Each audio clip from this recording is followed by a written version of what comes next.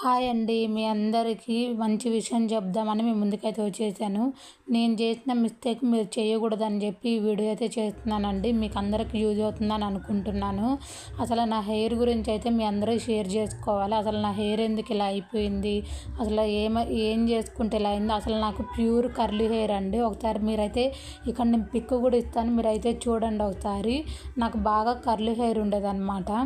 ఈ హెయిర్ గురించి నేను మొత్తం డీటెయిల్గా చెప్పలేను షార్ట్లో అయితే. మీకు ఫుల్ వీడియో కావాలనుకుంటే నన్ను కామెంట్లో అయితే కన్ఫామ్గా అడగండి, నేనైతే చేసి పెడతాను. అసలు నా హెయిర్ ఎందుకు ఇట్లా అయిపోయినాయి అంటే, నేనైతే పర్మనెంట్ అయితే చేయించుకున్నానండి. అంటే వాళ్ళ తప్పు అయితే కాదు, మనది తప్పు అనమాట. మనం కేర్ఫుల్గా ఉండాలి. మనందరికీ ప్రతి ఒక్కరికి కర్లీ హెయిర్ ఉన్న వాళ్ళకి పర్మనెంట్ చేసుకోవాలని కోరిక అయితే ఉంటుంది కదా, అలా నాకు కూడా ఉండే అండి. మీకు కానీ వీడియో కానీ ఫుల్ లెంత్ కావాలనిపిస్తే మాత్రం కామెంట్లో కన్ఫామ్గా అడగండి. Bye bye.